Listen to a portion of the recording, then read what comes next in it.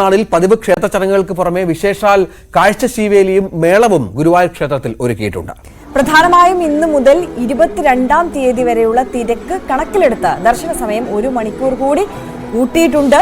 ഇന്ന് പുലർച്ചെ 4:30 ഗുരുവായൂരപ്പന് ഓണപ്പുടവ സമർപ്പണം നടത്തും.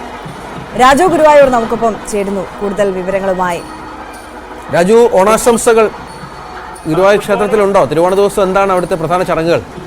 തീർച്ചയായും good morning Ranjith and Arya. ഊഷ്മളമായ തിരുവോണ ആശംസകൾ നേരുന്നു.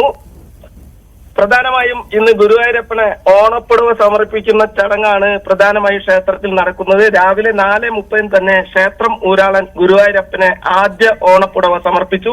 പിന്നീട് ദേവസ്വം ചെയർമാൻ ഉൾപ്പെടെ ഭരണസമിതി അംഗങ്ങളും ഭക്തരും ഓണപ്പുടവ സമർപ്പിച്ചു.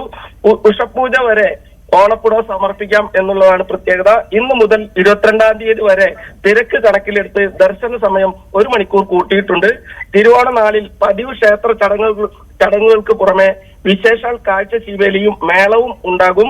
തിരുവോണത്തിന് 10,000 പേർക്കുള്ള വിശേഷാൽ പ്രസാദ ഊട്ട് ഒരുക്കിയിട്ടുണ്ട്. രാവിലെ 9 മണിക്ക് തന്നെ പ്രസാദ ഊട്ട് ആരംഭിക്കും. പ്രസാദ ഊട്ടിനായുള്ള ക്യൂ ഉച്ചയ്ക്ക് 2 മണിക്ക് അവസാനിപ്പിക്കും.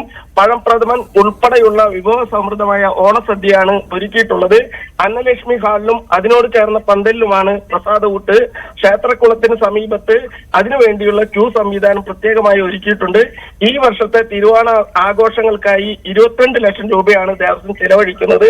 ഓണനാളുകളിൽ ശ്രീ ഗുരുവായൂരപ്പ ദർശനത്തിൽ എത്തുന്ന ഭക്തരുടെ സൗകര്യാർത്ഥം 22-ാം തീയതി വരെ ദർശന സമയം 1 മണിക്കൂർ കൂട്ടിയിട്ടുണ്ട്. അതുകൊണ്ട് ക്ഷേത്രം ഈ ദിവസങ്ങളിൽ ഉച്ചയ്ക്ക് 3:30 തുറക്കും.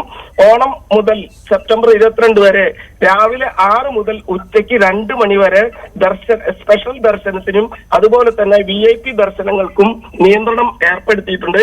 ഗുരുവായൂരപ്പനെ തിരുവോണ നാളിൽ ഒരു നോക്ക് കാണാനും ഭഗവാനെ ഓണപ്പുടവ സമർപ്പിക്കാനുമായി വലിയ തിരക്കാണ് ഇപ്പോൾ അനുഭവപ്പെടുന്നത്. രഞ്ജിത്ത് ആൻഡ് അശ്വതി.